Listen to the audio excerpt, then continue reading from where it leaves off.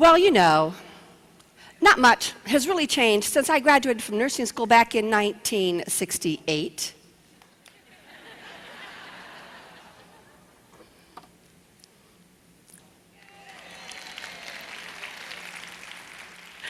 Back then, there were no waiting lists to get into nursing school. I got right in.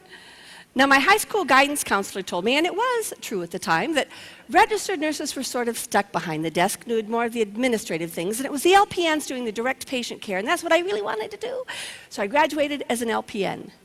Now, my very first job was on a post-op surgical unit, and we were so busy back then, you would not even believe it. If you can imagine, some days we had as many as 4 patients to take care of at the same time. In spite of those difficult ratios, we gave excellent care, which of course included giving the patient a nice, long, complete bed bath, soaking their feet in a basin of water, giving them a 15-minute relaxing back rub, you know, that everyday kind of care we do these days. On my days off, I was footloose and fancy-free, but sometimes on the evening shift, I got to be the charge nurse. But usually the charge nurse was that older nurse. I mean, she had to be 50. Now, she lovingly called me Brat, and I lovingly called her Poston. How many of you heard about Poston when I was here a couple years ago? Poston stood for P-O-S-T-E-N. It stood for Poor, Old, Sick, and Tired Elderly Nurse. Now, Poston used to go on and on and on and on and tell us how they used to do things in the old days and how things used to be. Well, here it is now, 2009, and I have quite a few young friends who are nurses, and they're young. I mean, they must be 30. And some days I'm simply trying to explain to them how we used to do things and how things used to be, and I realize I'm that old nurse now. I'm Poston. And everything has changed.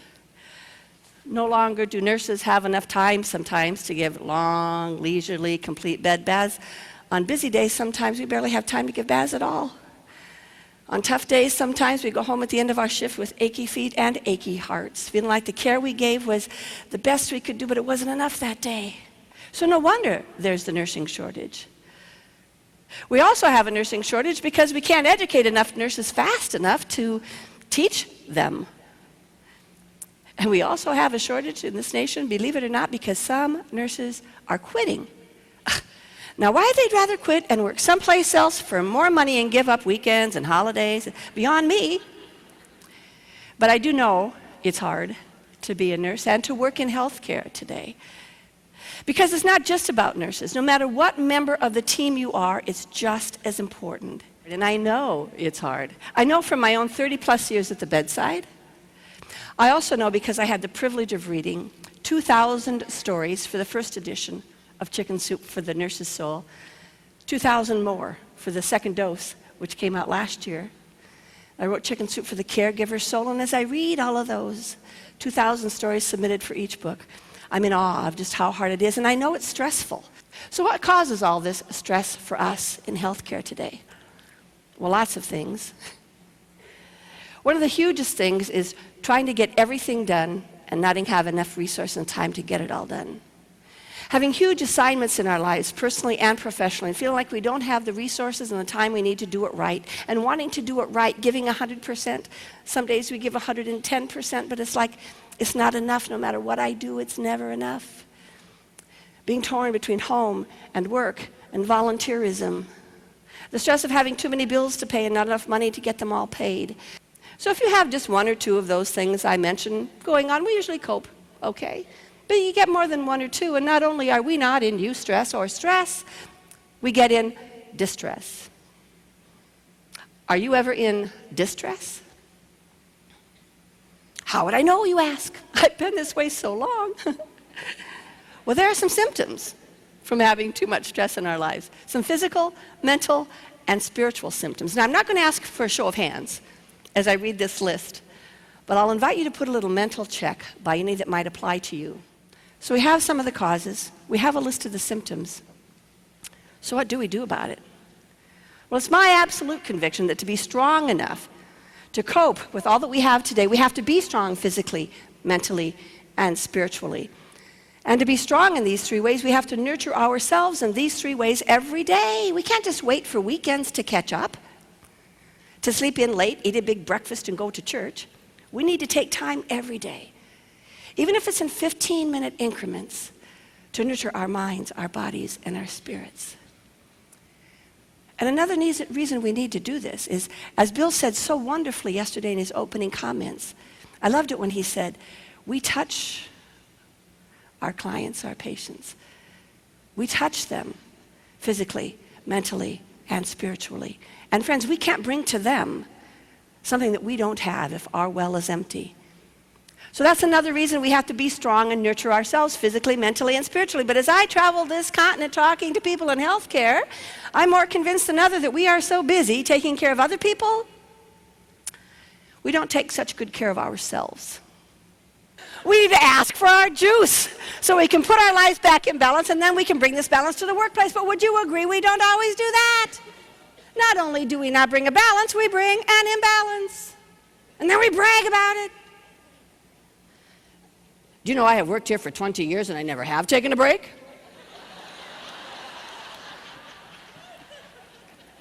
You've heard it. Another favorite is, I worked right through lunch again today. But here's the best one, especially we nurses. We are so proud of this.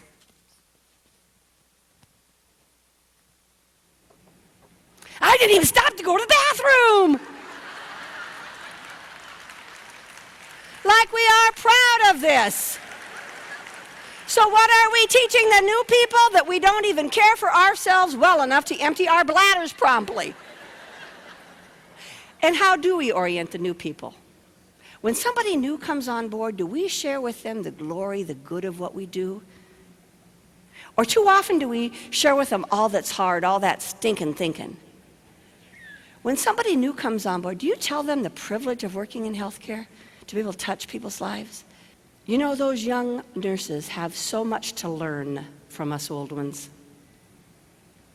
And we old ones have so much to learn from the young. How are we going to help each other out, build each other up, help each other balance their lives? I believe we can even help each other balance our lives at home. We have the power to do that. And you are so blessed to work for an organization that wants that for you.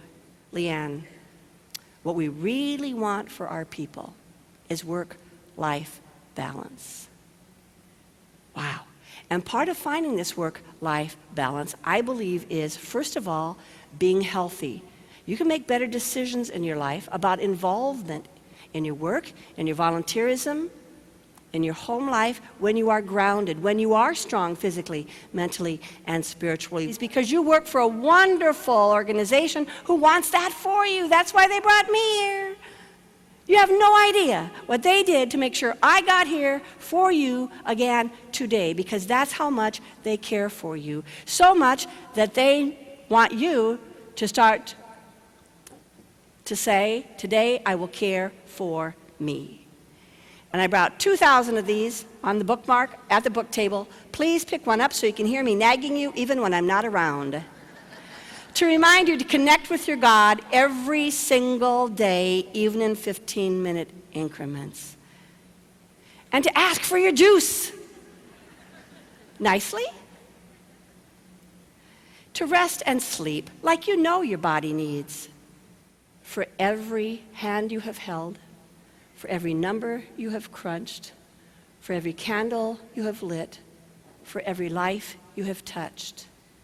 I thank you, thank you, thank you, thank you, because while you may think your part is small and ordinary, you are making an extraordinary difference in this world, because you, my friends, my colleagues, you are the heroes, and I applaud you. Thank you.